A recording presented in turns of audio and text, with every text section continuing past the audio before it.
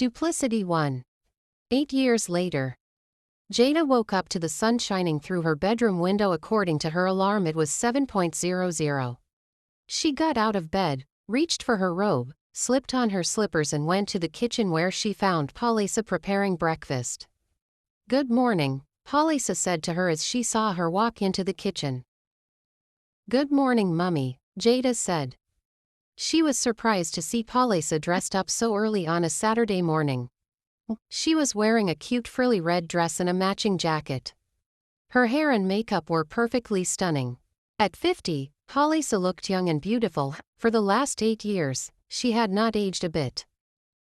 "So what's the occasion? All dressed up so early in the morning?" "I have a few errands to run and a few people to see today." "I see," Jada said before she grabbed herself a cup of coffee. She sat on the couch in the living room and switched on the television. "What are your plans for today?"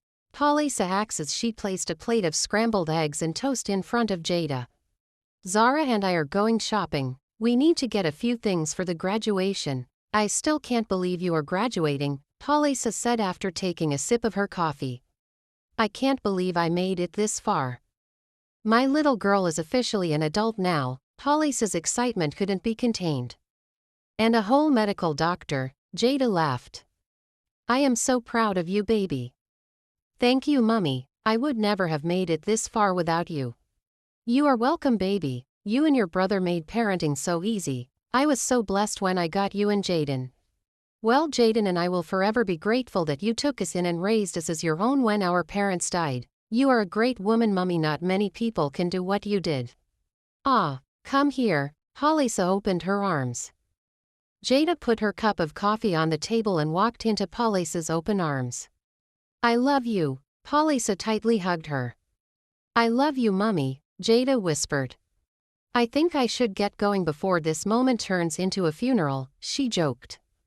Jada laughed. "You are such a drama queen." Polisa retouched her makeup before she slung her bag over her shoulder. "Say hi to Jaden for me and have fun with Zara." "All right. Later, baby." "Later's, Mama." After Polisa left, Jada cleaned the plates before she walked into the bathroom and ran her bath water. After her warm, relaxing bath, she got dressed and put on minimal makeup. Then she called Zara. Zara was Jada's best friend and Jaden's girlfriend. Jada and Zara met in university about 4 years ago and were drawn to each other by their mutual love for music and dancing. Jaden and Zara started dating only a year ago. "Love of my life," Zara answered on the first ring. "The butter to my bread," Jada said, and they both burst out laughing. "How was your night?"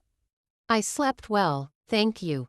"And how was yours?" "Mine was busy. Your brother kept me up all night." "I am too young to have my ears polluted by your sexual issues." "Oh, please. You are still at Jaden's house?" "Yes."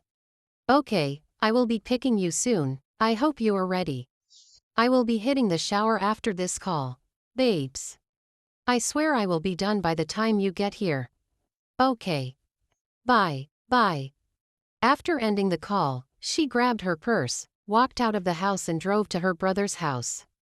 Jaden had his own house in New Kasama. He moved out of Polisa's 3 years ago after he graduated from university. Jaden was currently running his father's businesses.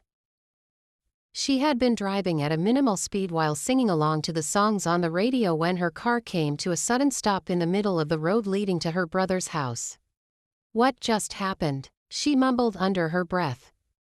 She tried to start her car again but it would not start. She tried again and again but nothing happened. Frustrated, Jada pounded her fist on the steering wheel and cursed. She stepped out of the car and stood next to it for a few minutes. She was about to call her brother when a blue Ford Ranger pulled up next to her and rolled down its windows. "Do you need any help?" the driver asked. Jada looked up at him and her heart raced. She thought he was the most handsome man she had ever seen in all her life. Jada continued to stare at him until he cleared his throat and then she quickly looked away. "Do you need any help?" he smilingly asked again. "My car won't start," she quickly responded. "Maybe I can try and check it out for you," he offered. "Okay," she nervously responded. He climbed into her car and tried to start it, but as usual it wouldn't start. Weird that it won't start. I have just been using it for a year and it hasn't given me any problems. I am sure it is just a minor problem, he said, stepping out.